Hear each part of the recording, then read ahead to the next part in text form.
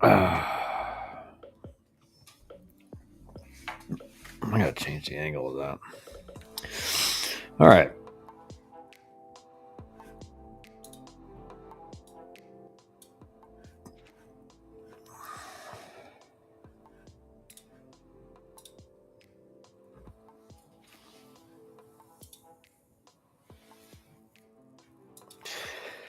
All right, let's see which games we're going to be pulling up right now.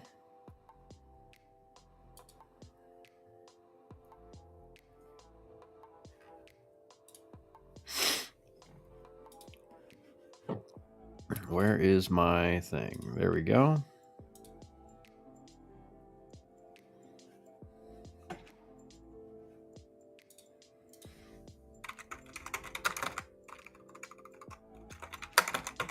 Cougs, what's up, man? How you doing, bro? Who's Houston playing tonight? I'm just pulling up. I mean, Georgia Tech's just destroying Kyle live stream a McDonald's All-American game. Good way to end the night. That does sound nice.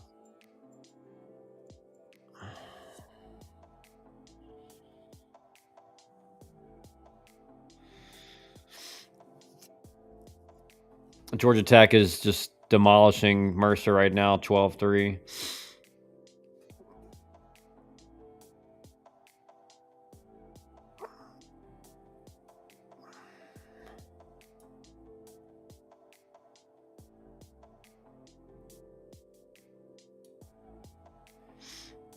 We play tomorrow, A&M Corpus Christi. Okay.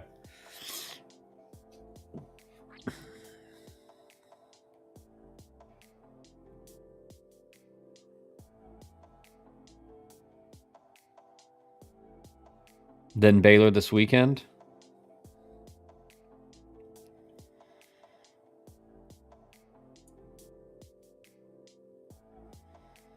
Only one game, McDonald's All-American game to watch. First two McDonald's All-Americans in my school history.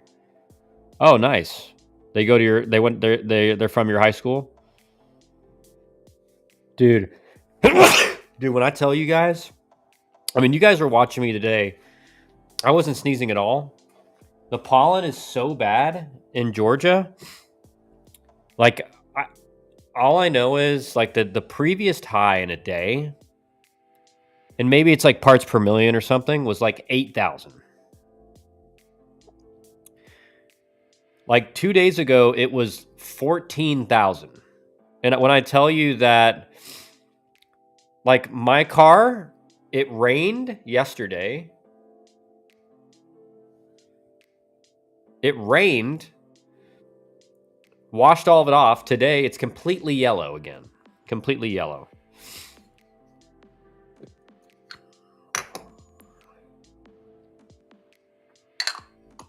Caps, what's up, man? It's been a while. How you doing, bro? But I bring all that up, like all of a sudden, like my nose is. I'm not kidding. You guys know when your nose just runs and it's like kind of like slowly pours out of your nose. I don't know if it's how crazy the pollen is. It has the viscosity of water, and it's just falling out of my nose. Like it's water. Like it's literally like water is falling out of my nose. It's terrible. I had a tissue stuffed up both my nostrils for like an hour watching TV with my wife, and sneezing nonstop. It's brutal.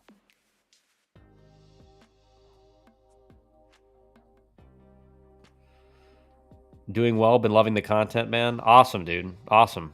Thanks. I appreciate it. My high school had a PG All-American, 2 McDonald's All-Americans, and an Under Armour All-American. It's a golden era at my high school, Christopher Columbus in Miami. Oh, nice.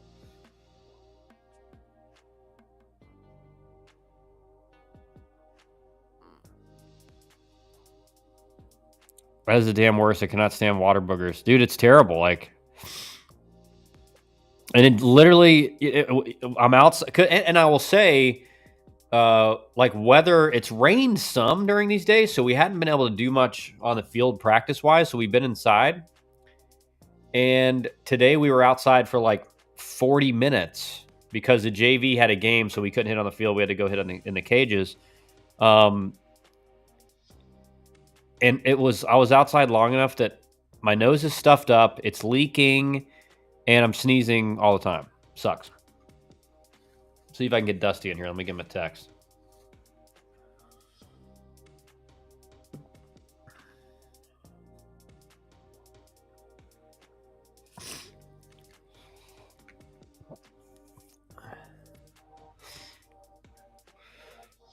All right, so let me catch up with what Buck's been saying here. Texas State breaks up the no-hitter by Texas in the 8th with a 4-run inning. Ooh.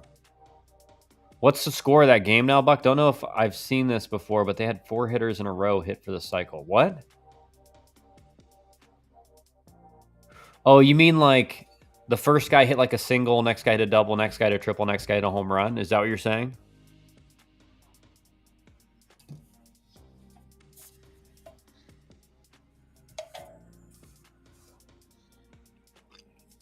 Georgia Tech's just pouring it on.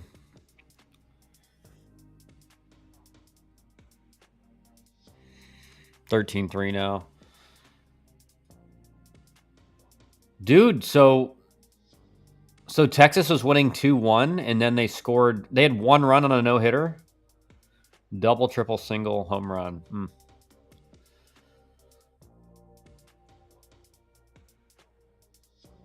Dude, you guys are filling up my chat so fast, I can't even... Just left... Okay, let me see. John, what's up? Sorry, John, I missed what you said. Just left the Arizona State versus Cal State Fullerton game. Our batting is legit. I know you're an Arizona State fan. I mean, Arizona State's playing really well. And I do think, like, Arizona State is about to be a very good team here soon with the total commitment to baseball, the full scholarships, everything. I do think Arizona State is going to be like, in a couple of years, is going to be maybe the best program over there on the West Coast. All right, let's see. My high school is a Miami stronghold. Miami usually gets whoever they want in any sport from my school. I mean, that makes sense if it's really close, right?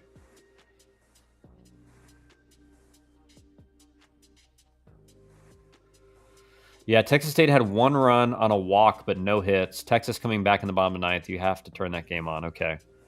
I just want to watch Drew Burris hit, and then I'll turn it on. Georgia Tech has leading the country in doubles. They have 4 doubles tonight. And a triple and a home run, I believe. But they scored 8 runs in the first inning, and Dusty texted me and was like, I don't even know if I want to watch the game now. It's just going to be boring. Is Tech wearing I think Georgia Tech's wearing black uniforms. They actually look kind of... they're either very dark... Or no, they're navy. Never mind. The camera angle from the regular camera angle made him look almost black. Oh, my. Yeah, Burris just hit a bomb.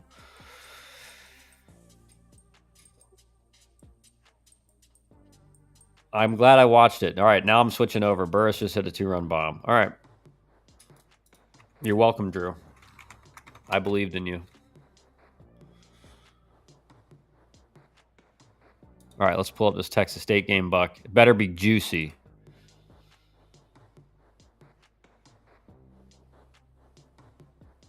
All right, yeah, 3-2 count. Runner on second here. No outs. Texas State trying to close the game out. 2-run lead. Dude, and I do not like that. Buck, I know you're watching this. I don't like that swing there by the hitter. Like, he's taking a moonshot swing. Like, dude, you're the tying run. You got no outs in the inning. Let's get on base.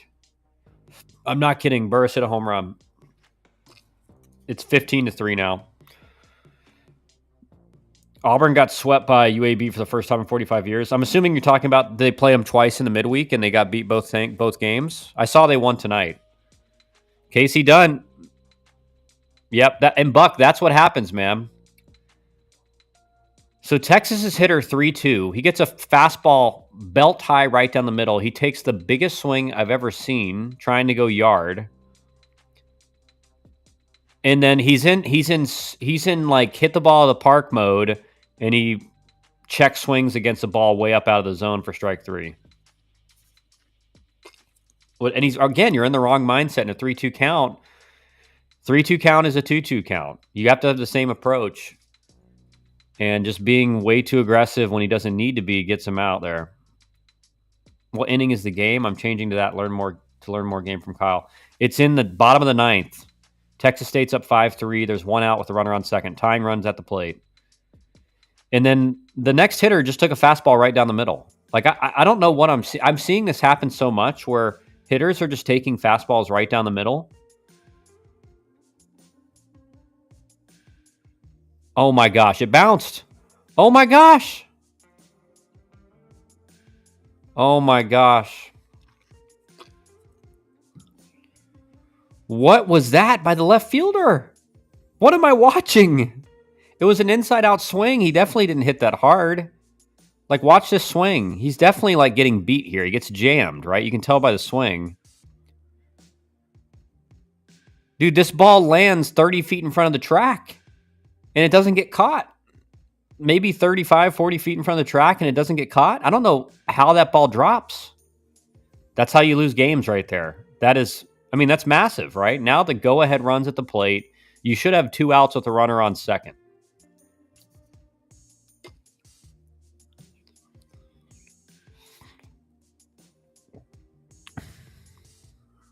Texas State has some nasty pitching. The guy before this guy, who was the Friday night starter, had 96 with a nasty slider and splitter.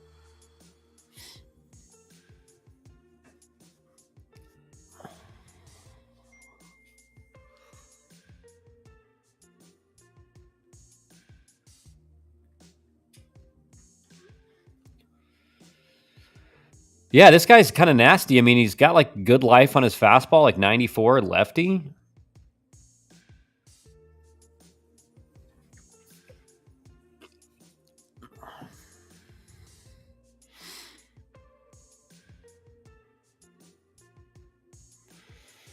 Pretty good slider.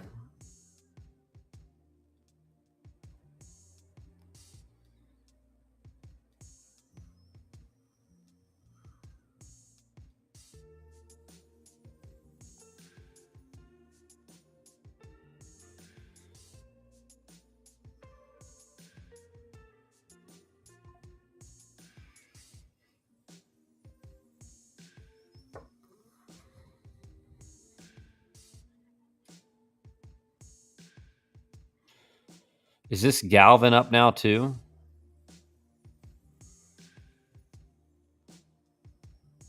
Galvan? I don't know. I think it is. I don't remember his name. He played at the same high school as Cuvée, Elite Squad Academy. You probably remember Elite Squad from your travel days, Kyle. Yeah. 3-1 here. Don't get too big. And you get beat. 3-1 and you get beat by a fastball. It's crazy. All right, 3-2 count. 3-2 is 2-2. Let's see if he has a good approach. Announcer's saying it. Can't overswing. You just got to be nice and easy.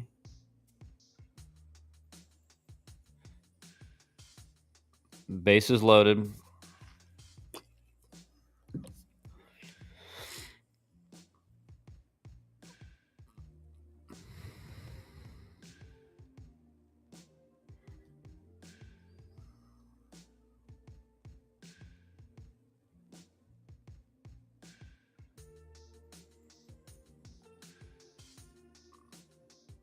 Big boy Gasparino up to the plate. This is not who you want. 10 home runs. 287 average. Dang, this guy's big for a center fielder.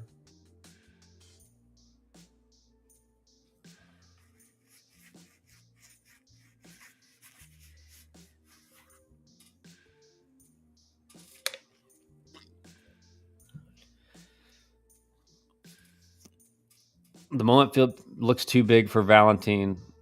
The Miami coaches feel validation. I don't know. This guy's pretty good.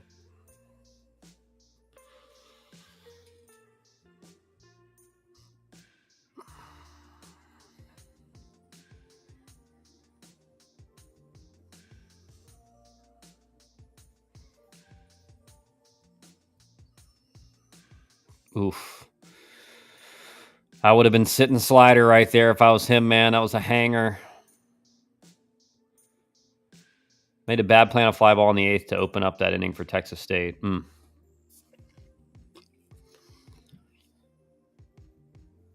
Texas State is playing no double still, so they're willing to concede.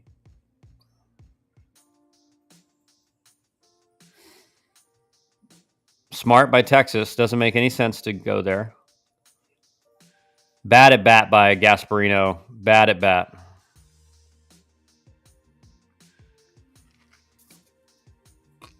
Yeah, they were in no double, so they were actually conceding the tie. They're just not going to let them win the game on a double, which I think makes sense in that situation, especially when you're on the road. Bigger than Condon, yeah. We literally cut him after the first fall scrimmage. He was our highest rated pitching recruit, too, in last year's class. There had to be something going on.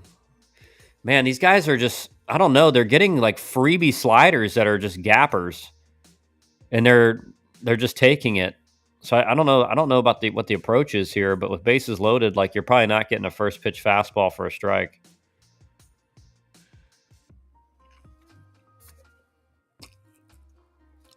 Ball was crushed.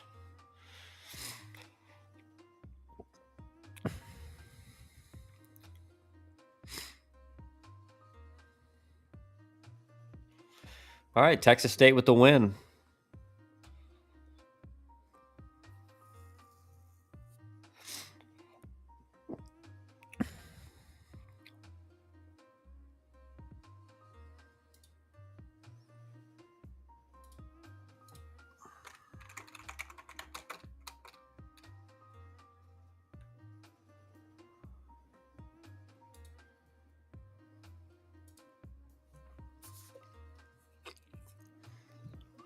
Good for him. Heard he's a nice kid, just a wild personality. Yeah, I mean, he looks kind of crazy on the mound, which can backfire big time. Like if you're the guy that's doing all the antics on the mound and you give it up, like you look like a moron.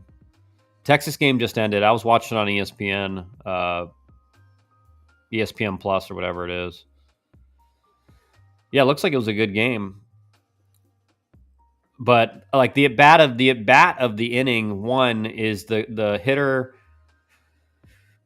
There's two at bats that were really bad in that inning, and that was the first guy or the first out who it was ball four and he check swings at a ball way up out of the zone because he's trying to go yard instead of being a team guy. And so that gives you one out. And then Gasparino comes up and just gets beat, takes a hanging slider first pitch, and then he gets beat on a fastball and pops up to shallow right.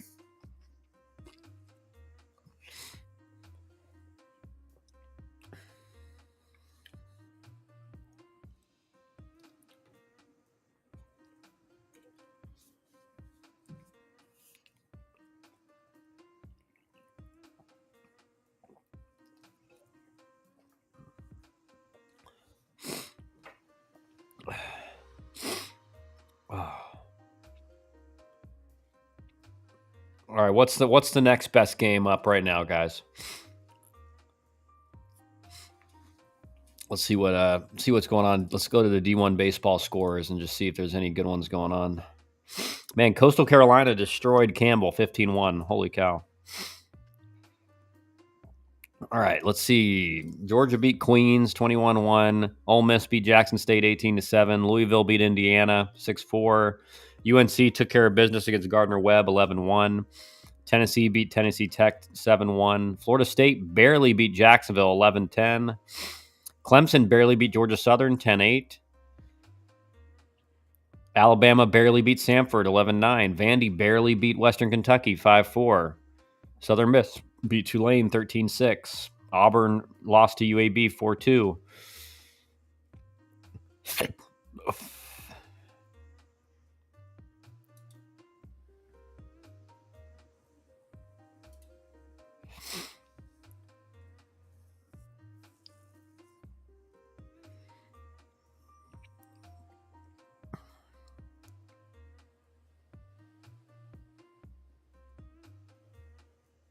Georgia Tech has bases loaded in the bottom of the 6th with 2 outs. They're up 15-3. Arizona State Fullerton on now. Let's see. Yeah, Arizona State Fullerton's on. Arizona State's up 6-0 already in the third inning.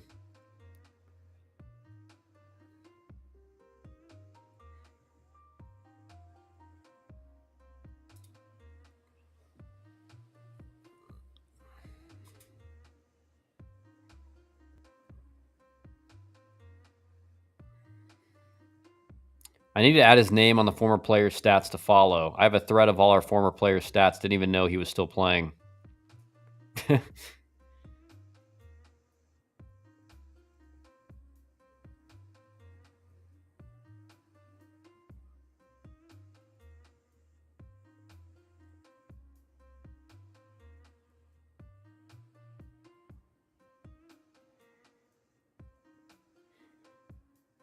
Stanford down 4-1.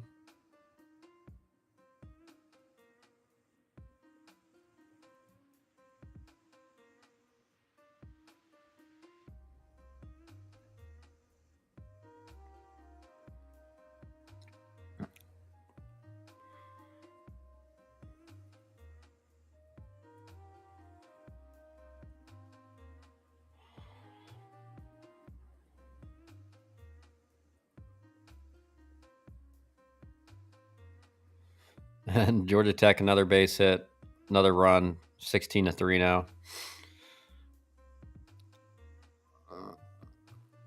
Stanford down 4-1 to SC.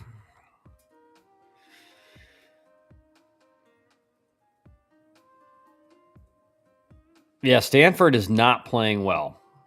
They have run into a dry streak. And that bodes well for Georgia Tech this weekend going to Stanford. You hope they don't figure, if you're Georgia Tech, you hope they don't figure it out. But man, they look like first couple series in ACC play, you were like, man, Stanford's legit. And I think they still are, right? They're just going to be like a middle of the pack team. They could be a fringe top 25 team.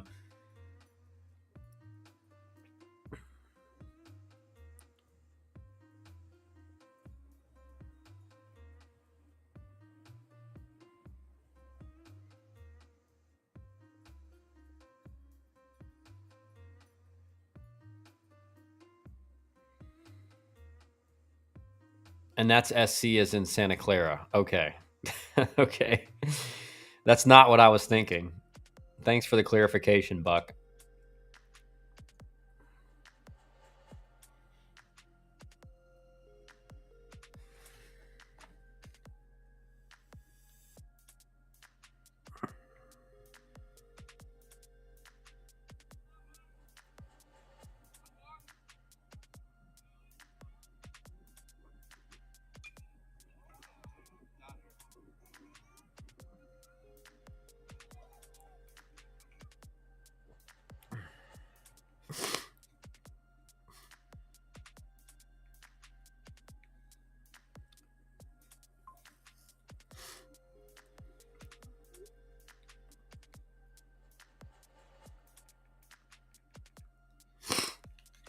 Question to you, Kyle. Did you ever watch film with players at Georgia Tech?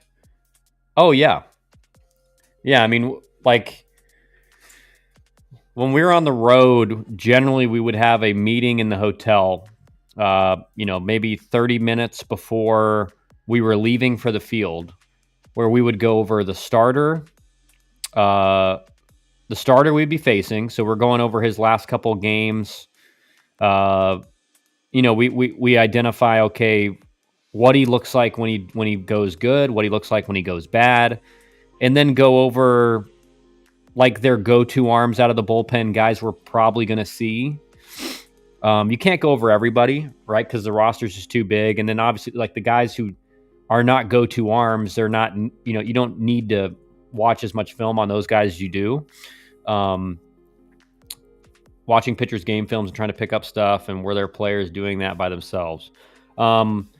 I don't know how many players were doing that by themselves, but we had pretty organized meetings either at home or on the road. After BP at home, we'd go into one of our meeting room and go over film of pitchers. Like I said, the starter, their 5 or 6 main bullpen arms.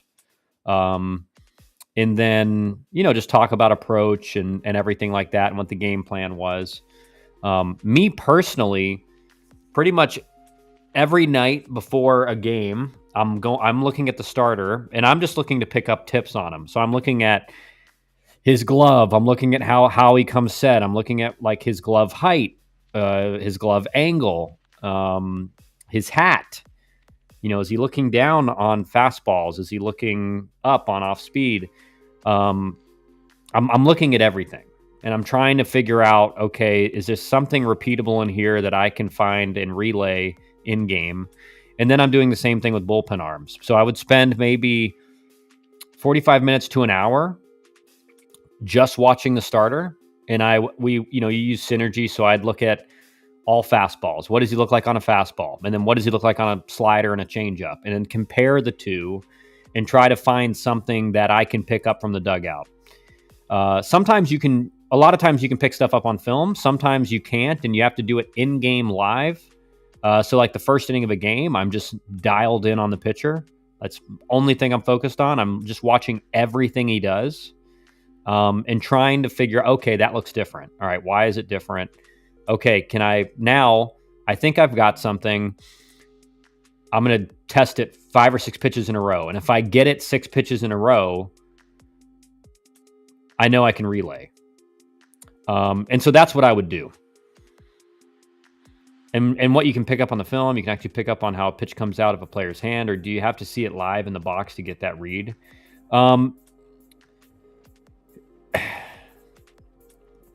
There's certain things that only the hitters can pick up, right? And that's, maybe does he slow down a little bit in his delivery when he throws off speed? A lot of different things. But there was a pitcher for Clemson who was a pretty high pick, lefty. And when he would come set, if this is his glove, I might have a glove. Yeah, I got a glove. 1 second.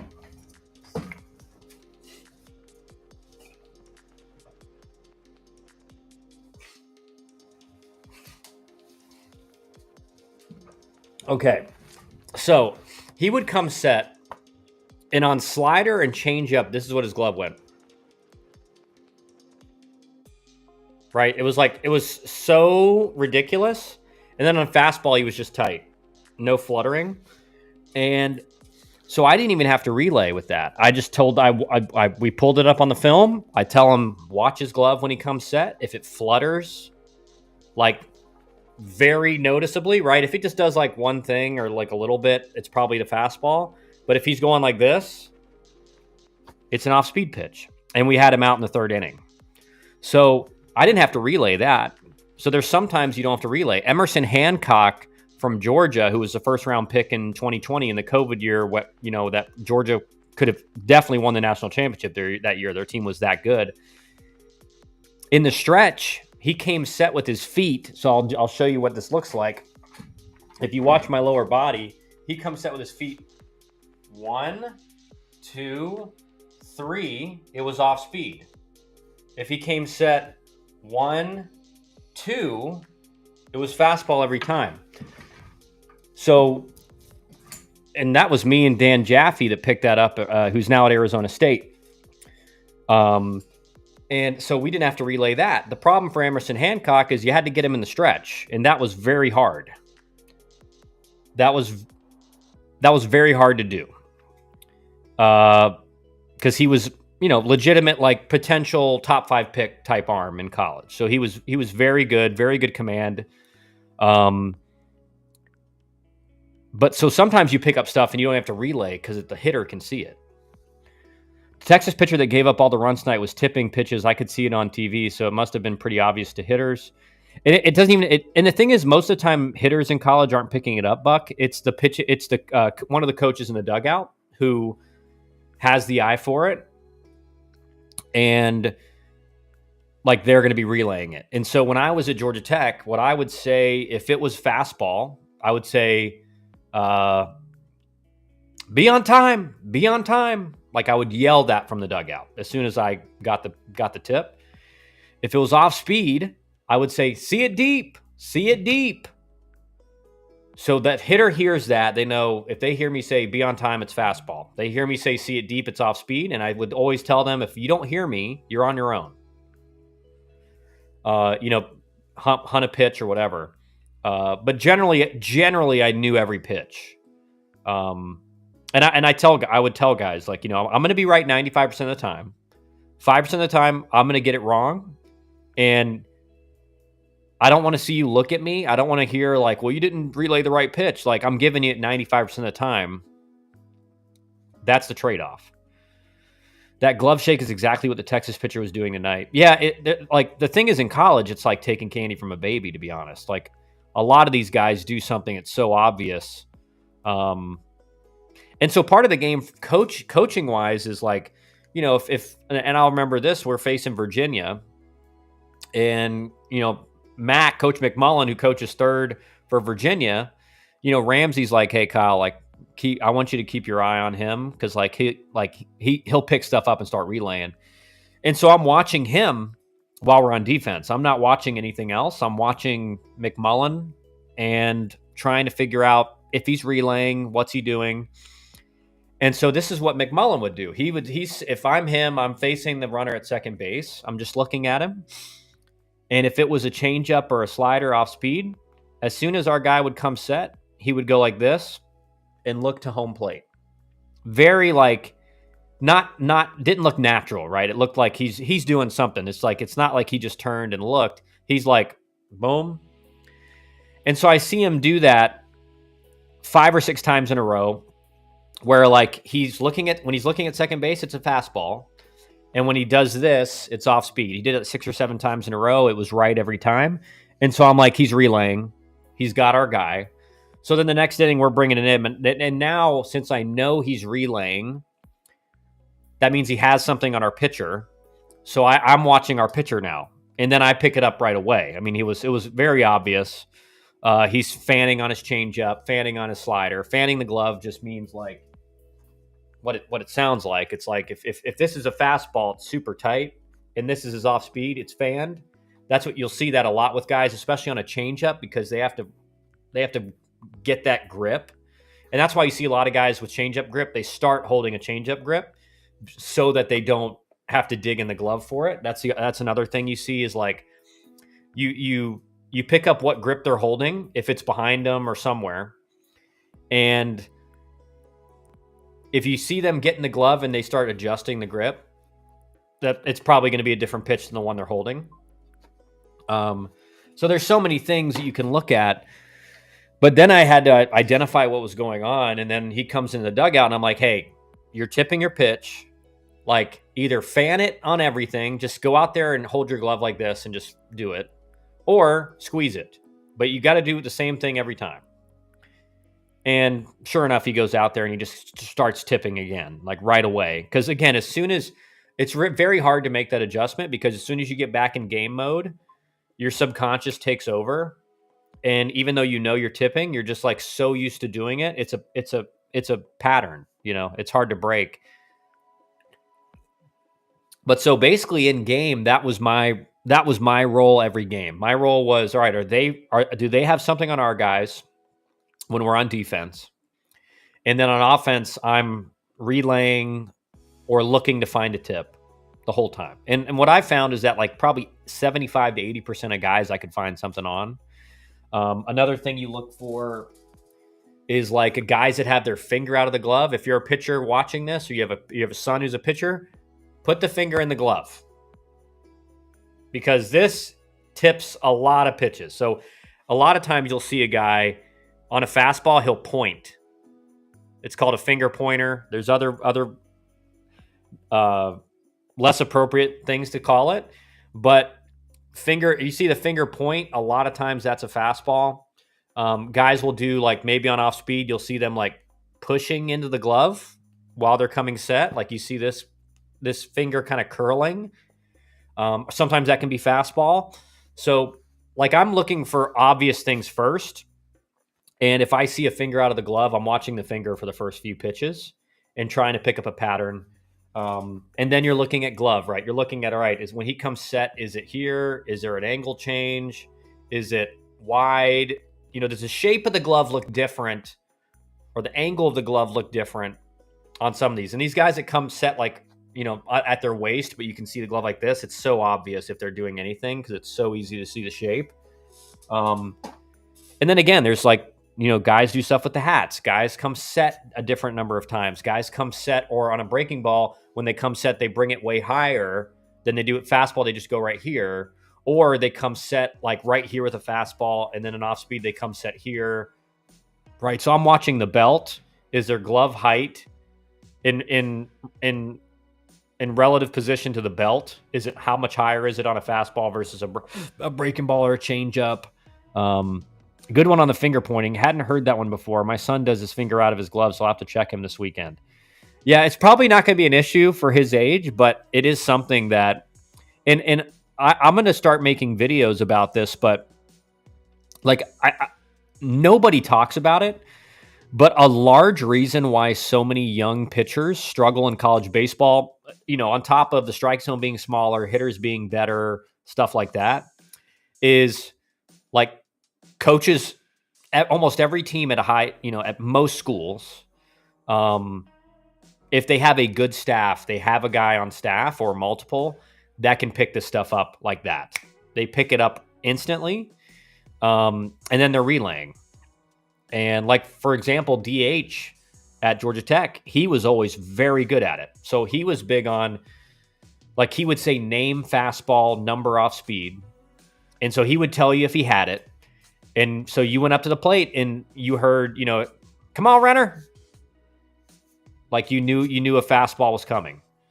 Or you say, come on, Nate. You knew off speed was coming. And I remember in particular in a bat against Boston College, I'm in an 0-2 count and I hear, come on, Renner. So I know a fastball is coming in an 0-2 count. They throw me an inner third fastball. I hit it for a home run. And so that pitcher's like, what the? Like he located it great. It was inner third, but I knew it was coming. So I could sit on it. I could time it. I didn't have to be worried. And I was going to trust him. I was going to trust that he had the pitch and I was going to be ready to attack it. And so, and that's a reason why a lot of pitchers struggle, especially young guys. Because their pitching coach is not looking at that. And you can understand it because they're trying to develop them. They're looking at their pitches. They're looking at their command and trying to get their velo up, get their spin rates up. They're trying to get their command better. And that's actually something near the end of my last season at Georgia Tech. It was like, hey, Kyle, we like during practice, like we want you working with the hitters, but like for some of these guys, we need you to watch them in the bullpen and see what they're doing. Like, why are they tipping? Are they not? And there's setups you can do that make it a lot better. Like I love for pitchers to start, just have the ball in your glove. So then when you go in and have to find your grip, there's no set grip that they know you're holding beforehand. Right. So when you play in the glove, that's not a tip. The GT pitcher is tipping now. Yeah, I'm not even watching, but I'm sure he is. I mean, most guys do. Like most guys do. Hitter might not be able to see it, but you can from center field camera. Yeah, and that's a thing is sometimes like what I'm looking for on video is like it has to be visible from the dugout.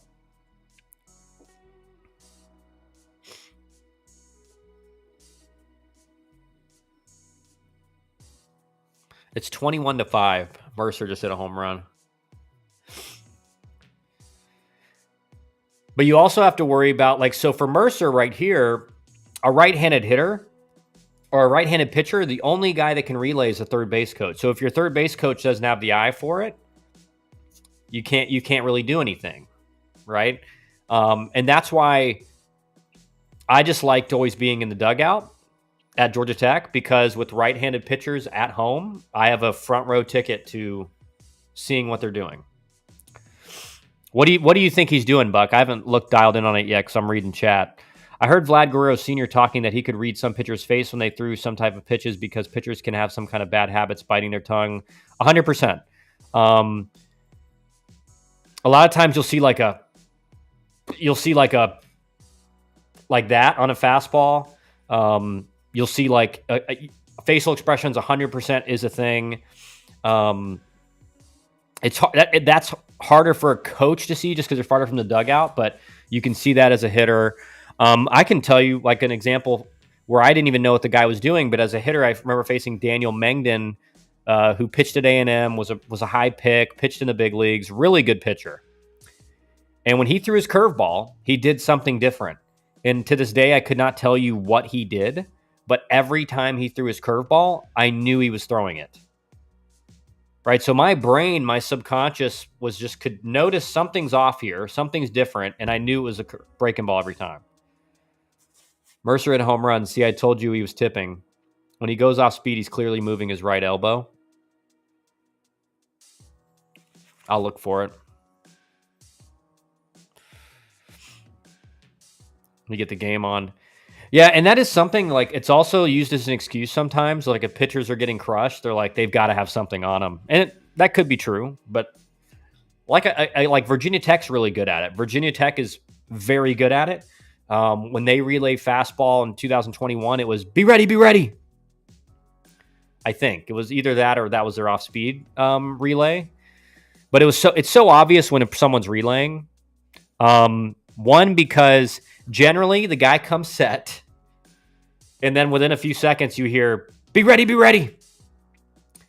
And when you hear that like over and over again, and it's the same pitch every time, you're like, okay, they got it. And actually, hilarious enough, I knew, like they knew we were relaying, we knew they were relaying. So I'm up in the Virginia Tech's hitting facility throwing BP to guys during BP because we're facing a lefty, so I'm throwing in the cage. And a couple of their coaches were in there just chilling.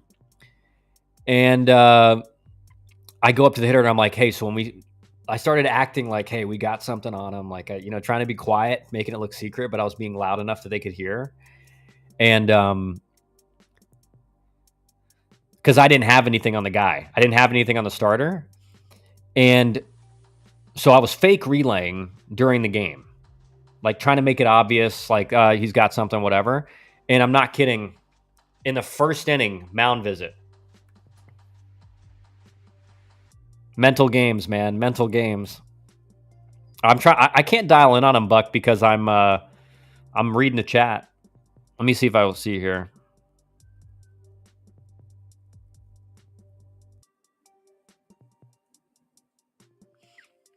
It's tough on the TV camera sometimes too because they don't show like him coming set a lot, or he's in the windup now. But like, and again, that's a difference too. Is like sometimes you have a tip in the windup that does not show up in the stretch. So you may have a tip in the windup. Like I remember, for example, for Pitt, their Friday guy, he would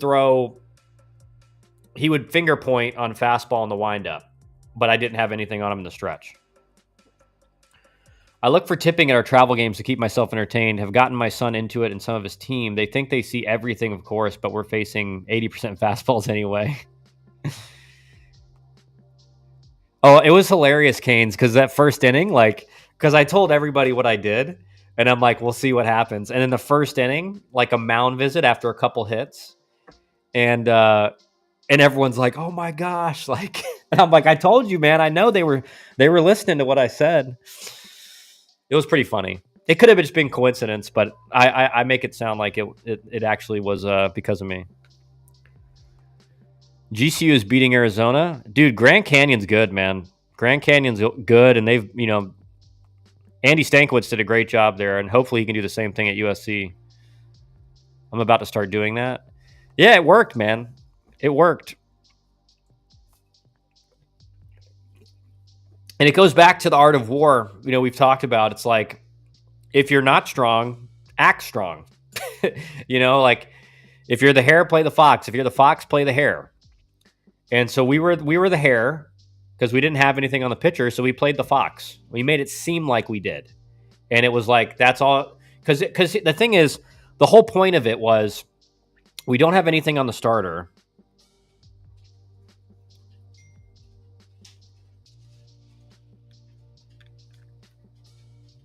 Oh, I got to go. My son's up, guys. Sorry for the early leave. Thanks for joining, guys.